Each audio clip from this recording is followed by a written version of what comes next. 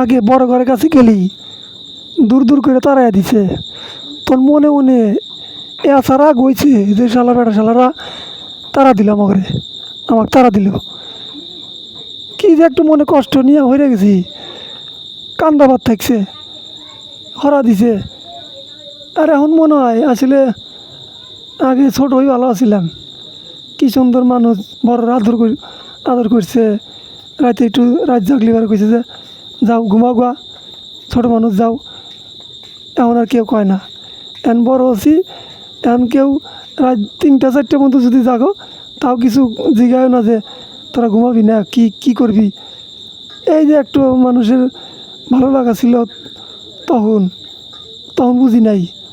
আবার বাপ মা কত স্কুলে যাবার কইছে, খালি মনে মনে মা বাবা কছি খালি গাল পারে স্কুলে যাবার কয়। কিন্তু আসলে তখন আমরা মা বাবার কথা যদি ভালো করে শুনলাম নি, আজকে ভালো ছাত্র হয়ে পেলাম নি, ভালো একটা প্রতিষ্ঠিত জায়গায় থাকলাম নি, মানুষজন দামও দিল নি।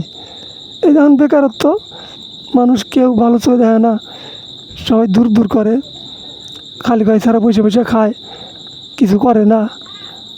আবার একটু কন্টেন্ট বানাবার ধরছি, হ্যাঁ না দোষ কই যায় বিয়ে বাস করে দেখো পাগল হয়েছে, কী সমস্ত তৈরি করতেছে।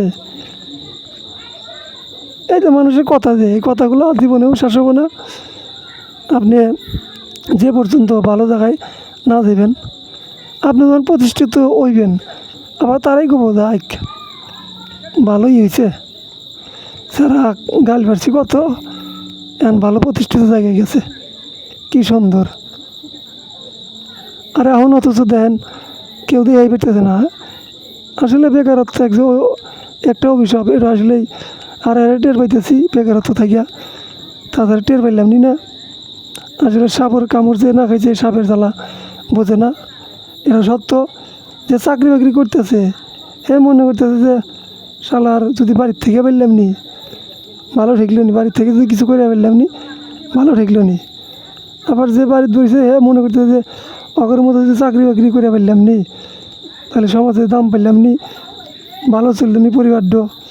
এই যে মানুষের ভাবনার শেষ নাই, একটা ভাবনা শেষ না হতে আর একটা ভাবনা এসা হাজির হয়। এটা চিরন্তন সত্য, মানুষের জীবনে ঘাত প্রতিঘাত থাকবেই।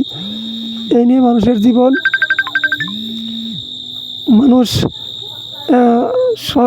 সম্পূর্ণ না, কখনোই সম্পূর্ণ হবও না।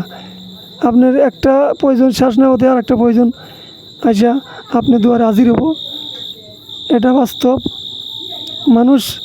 মানুষেরও শেষ নাই, মানুষের ভাবনারও শেষ নাই, মানুষের চাহিদারও শেষ নাই। চাহিদা নিয়েই মানুষের জীবন।